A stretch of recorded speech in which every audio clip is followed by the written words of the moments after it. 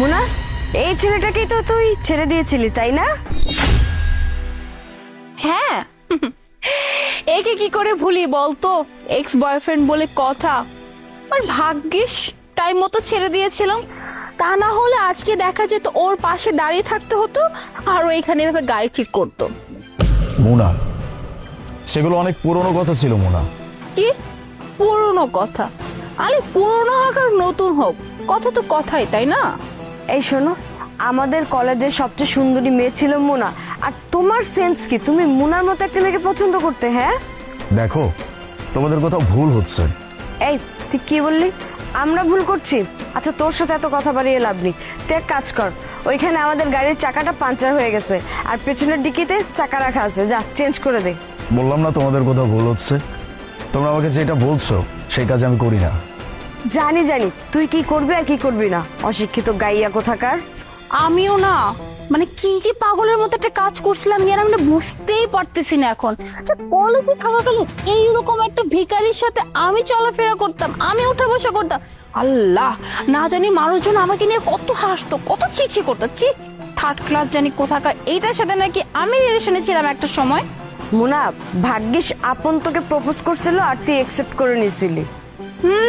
ভাগ্যিস ভাগ্যিস আপন আমাকে প্রপোজ করেছিল আর আমি অ্যাকসেপ্ট করে নিয়েছিলাম। আর এখন এখন তো আমি অনেক ভালো আছি। তুমি জানো আমার বয়ফ্রেন্ড আমাকে এখন কত দামি দামি গিফট দেয়, আমাকে দামি দামি রেস্টুরেন্টে খাওয়াতে নিয়ে যায়, ঘুরতে নিয়ে যায়। আমি তো এখন বিন্দাস আছি, আর তোমার সাথে থাকলে না জানি কি হতো আজকে আমার। মুনা, আর এই ভিখারিকে দেখ, ওকে দেখে তো মনে হয় না আজ পর্যন্ত ওর গার্লফ্রেন্ডের একটা ফুল পর্যন্ত কিনে দিতে পারছে। কি ব্যাপার মুনা, ও এরকম কি উল্টাপাল্টা কথা বলছে আমাকে? কি আর বলতেছে, যা সত্যি তাই বলতেছে। ও হ্যাঁ, তোমাকে আজকে আরেকটা কথা বলি, মানে তোমাকে ছেড়ে দেওয়ার কারণটা। হ্যাঁ, তোমাকে ছেড়ে দেওয়ার মূল কারণ কি ছিল জানো? তোমাকে ছেড়ে দেওয়ার মূল কারণ ছিল তুমি একটা ভিখারি, কারণ তোমার কাছে কোনো টাকা পয়সা কিছুই নেই। আমি তো ভেবেছিলাম হয়তো তোমার কাছে টাকা পয়সা আছে, মানে তোমার সাথে রিলেশন করলে আমি ভালো থাকতে পারবো, ভালো খেতে পারবো, দামি দামি গিফট দিবা, ভালো জায়গায় ঘুরতে নিয়ে যাবা। বাট না, কি দেখলাম শেষমেশ তুমি একটা জিরো, আর তুমি না সারা জীবন জিরোই থেকে যাবে, তোমার দ্বারা কিচ্ছু হবে না। কি এবার শুনলি তো যে মুনা তোকে কেন ছেড়ে দিয়েছিল? তুই গরিব ছিলি বলে তাই। আলিফ, একটা কথা তোমাকে বলি, হ্যাঁ, মেয়েদের না সবসময় বড়লোক ছেলে পছন্দ, যাদের অনেক টাকা আছে। মেয়েরা কখনো কোনো গরিব ছেলেদের সাথে না ডেট করে, না রিলেশন করে, না বিয়ে করে। মুনা, আমি তোমাকে মন থেকে ভালোবাসছিলাম, আর তুমি আমার এই ভালোবাসাকে এই চোখে দেখতা। শোন, আমি তোকে একটা কথা বলি, হ্যাঁ, আমি তো নিহাতি ভেবেছিলাম যে তোর সাথে থাকলে আমি হয়তো ভালো থাকবো, এই জন্য তোর সাথে রিলেশনে গিয়েছিলাম। তা না হলে তোর মতো ছেলের মুখও আমি দেখি না, ঠিক আছে? দেখো মুনা, এবার কিন্তু তোমরা অনেক বেশি বাড়াবাড়ি করে ফেলছো। ওরে বাবারে বাবা, ভিখারির দিকে জিদ চলে আসছে। এক কাজ কর, এনে ধর টাকা, গিয়ে চুপচাপ আমাদের গাড়িটা ঠিক করে দিয়ে আয়, যা। আর শোন, ওখানে এক্সট্রা কিছু টাকা দেওয়া আছে, হ্যাঁ, বাকি যে টাকাটা থাকবে ওই টাকা দিয়ে তোর যে উড বি ওয়াইফ, মানে যাকে বিয়ে করবে, আমি না এখন যে রানিং গার্লফ্রেন্ড আছে, তাকে কিছু খাওয়াস। তা না হলে তো ওই মেয়েটা সারা জীবন তোর কাছ থেকে কিছু না খেয়ে মরে যাবে। কারণ তোর যে অবস্থা, আমার তো মনে হয় না তুই তোর গার্লফ্রেন্ডকে 2 টাকা দামের চকলেট পর্যন্ত খাওয়াতে পারিস। দেখো, তোমাদেরকে আমি একটু আগেও বলছি তোমরা অনেক বেশি বাড়াবাড়ি করছো। আমি আবারও বলতেছি, বেশি বাড়াবাড়ি করো না, এটাই কিন্তু বিপরীত হয়ে যাবে, শাস্তি পেতে হবে। কি বললি? শাস্তি? তুই দিবি আমাদেরকে শাস্তি? কি বললো? ওর আমাদেরকে শাস্তি দিবে মানে এটাও শুনতে লাই? তুই কি রে, হ্যাঁ, তুই কি কোথাকার কোনো পুলিশ নাকি যে তুই এখন আমাদেরকে হুমকি দিচ্ছিস? আরে হবে হয়তো বা কোনো কনস্টেবল মনস্টেবল, এর জন্য এত বাহাদুরি দেখাইতেছে। আমার কি মনে হয় জানিস, গাড়ি পরিষ্কার করার সাথে সাথে না সবজিও বিক্রি করে।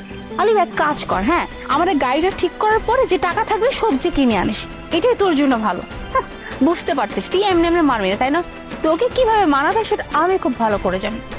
তোর এত বড় সাহস কি করে আমার স্যার, এই তো মেকানিক নিয়ে এসেছি। কিন্তু স্যার, আপনি কেন গাড়ি ঠিক করতেছেন? মানুষ দেখলে কি বলবে স্যার? ইয়ে মানে বাবা, স্যার, আপনি স্যার কাকে বলতেছেন? কেন স্যারকে স্যার বলবো না তো কি বলবো? উনি হলেন আমাদের এই এলাকার নতুন এসআই আলিফ স্যার। আর নতুন এসআই? ইয়ে মানে আলিফ, তুমি এখানকার নতুন এসআই? চিন্তা কষ্ট হচ্ছে? 1 মিনিট।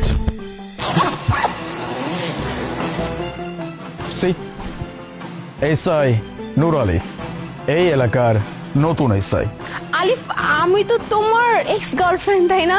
আর তুমি কি তোমার এক্স গার্লফ্রেন্ডের সাথে এমন করে কিছু কথা বলতে পারো? বলো, আমি এতক্ষণ যা কিছু বলেছি প্লিজ তুমি সবকিছু ভুলে যাও।